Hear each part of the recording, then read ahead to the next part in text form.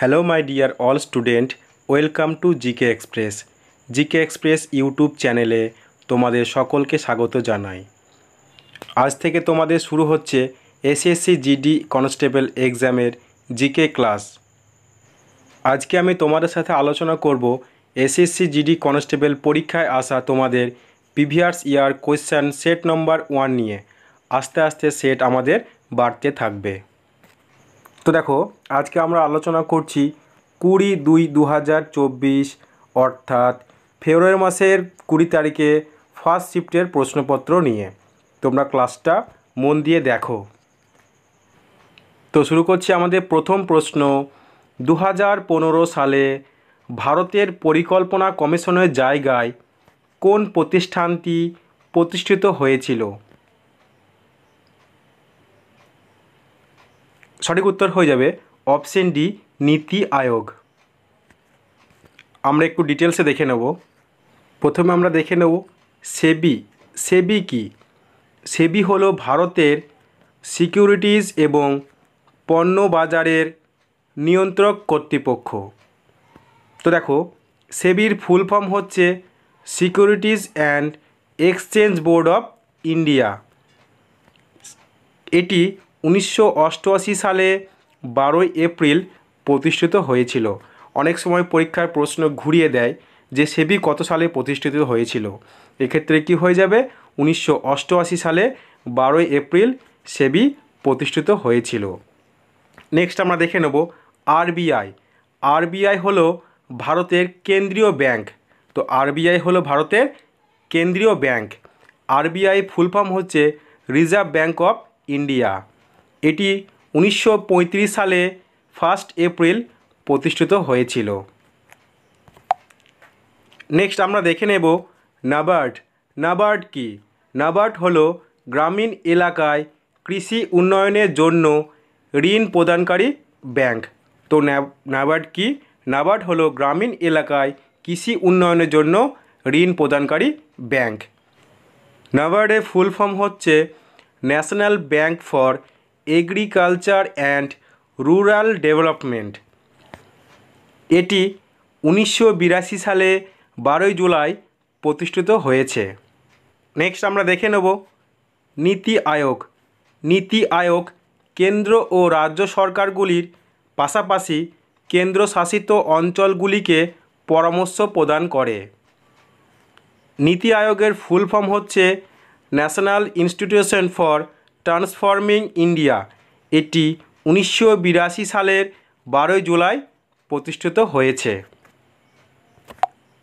Next প্রশ্ন, কোন ভারতীয় সঙ্গীত শিল্পী প্রথম কণ্ঠশিল্পী হিসেবে বেসামরিক সম্মান ভারতরত্ন পুরস্কার পান? সঠিক উত্তর হয়ে যাবে অপশন এ, এম.এস. শুভলক্ষ্মী।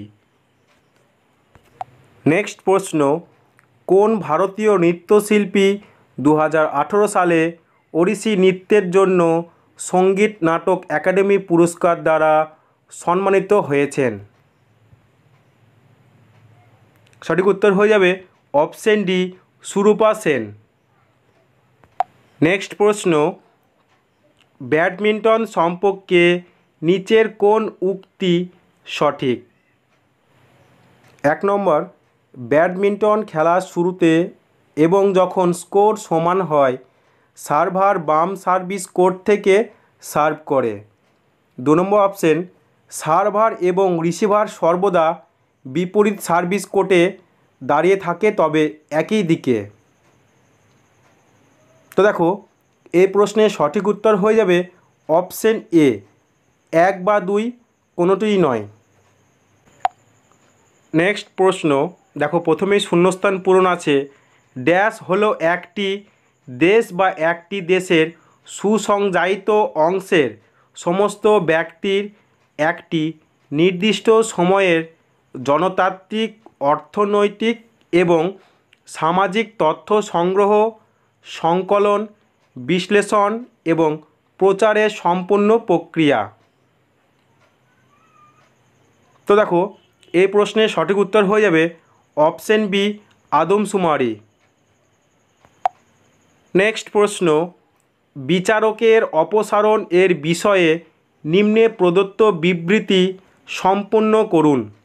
ভারতীয় সংবিধান ড্যাশ।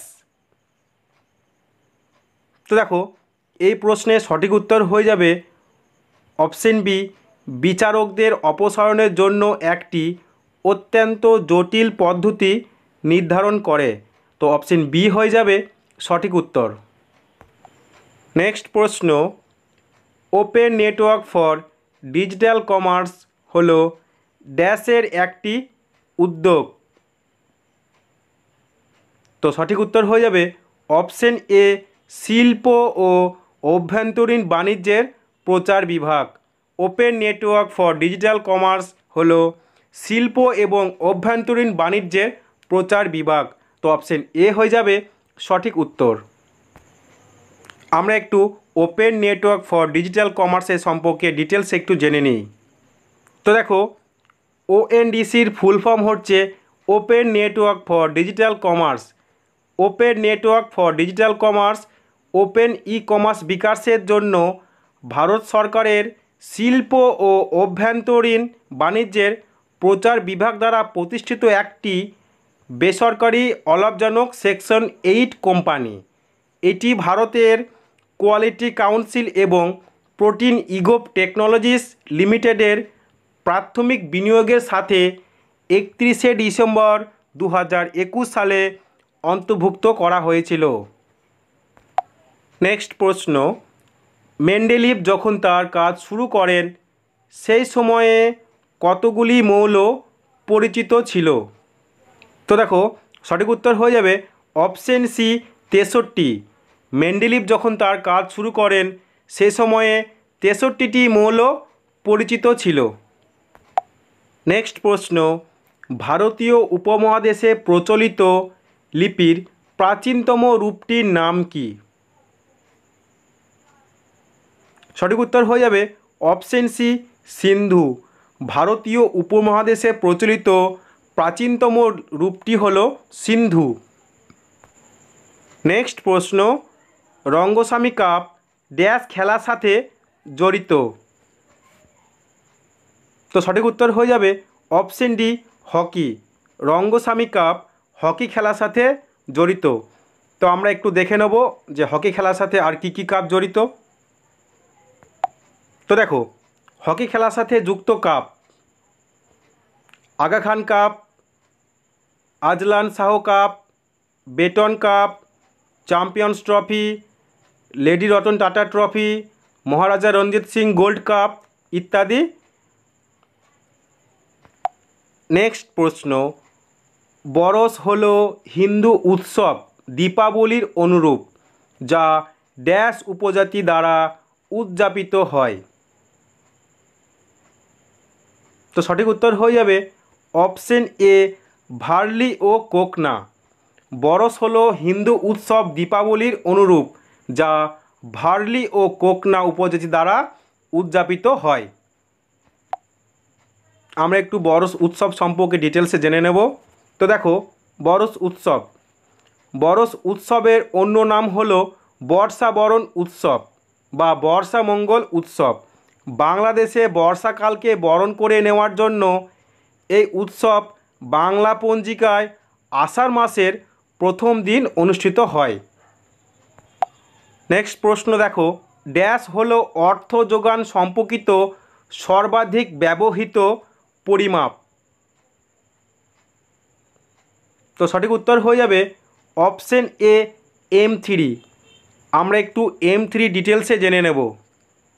তো দেখো M3কে ব্রড মানি হিসাবে উল্লেখ করা হয়।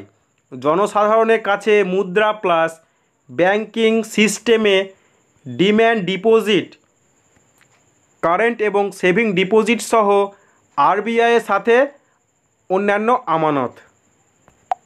নেক্সট প্রশ্ন, সত্যশোধক সমাজের প্রতিষ্ঠাতা কে? খুব সুন্দর একটা প্রশ্ন। তোমরা যদি উত্তরটা আগে থেকে জেনে থাকো তাহলে কমেন্ট বক্সে অবশ্যই কমেন্ট করে জানাও। তো সঠিক উত্তর হয়ে যাবে অপশন সি, জ্যোতিবা ফুলে। জ্যোতিবা ফুলে সত্যশোধক সমাজ প্রতিষ্ঠা করেন। নেক্সট প্রশ্ন, মহিলা সংরক্ষণ বিল 2023 অনুসারে লোকসভা এবং রাজ্য বিধানসভায় মহিলাদের জন্য কতগুলি আসন সংরক্ষিত? সঠিক উত্তর হয়ে যাবে অপশন বি 1/3।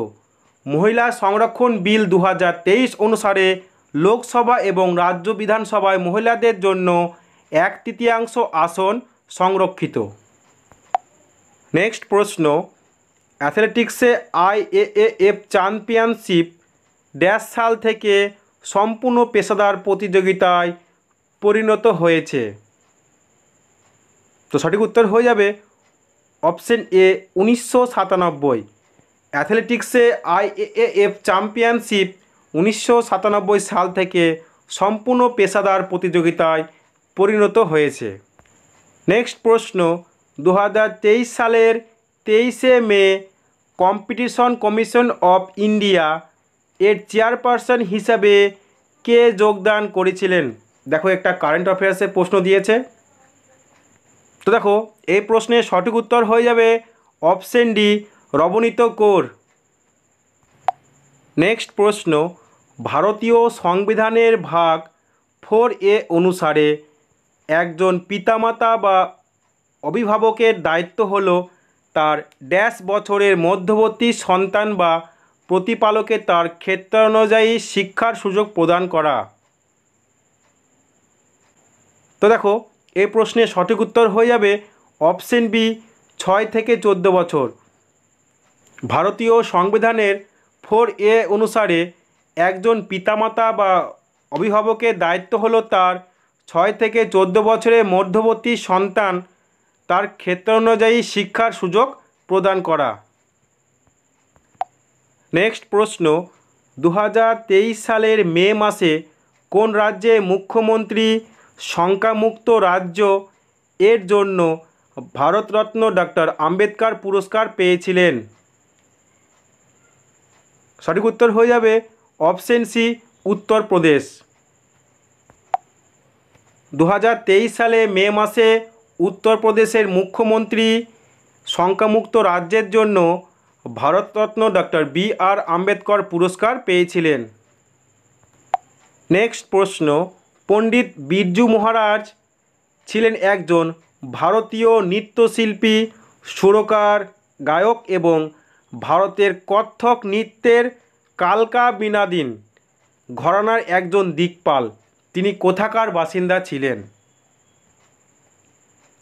সঠিক উত্তর হয়ে যাবে অপশন সি লখনৌ। পণ্ডিত বিরজু মহারাজ তিনি লখনৌর অধিবাসী ছিলেন বা বাসিন্দা ছিলেন। নেক্সট প্রশ্ন, ড্যাশ সালে ভারতে প্রথম অর্থনৈতিক আদমশুমারি রাজ্য কেন্দ্রশাসিত অঞ্চলগুলির সহযোগিতায় লাক্ষাদ্বীপ ছাড়া সমগ্র দেশ জুড়ে পরিচালিত হয়েছিল? তো সঠিক উত্তর হয়ে যাবে অপশন এ 1977। 1977 সালে ভারতে প্রথম অর্থনৈতিক আদমশুমারি রাজ্য কেন্দ্রশাসিত অঞ্চলগুলির সহযোগিতায় লাক্ষাদ্বীপ ছাড়া সমগ্র দেশ জুড়ে পরিচালিত হয়েছিল।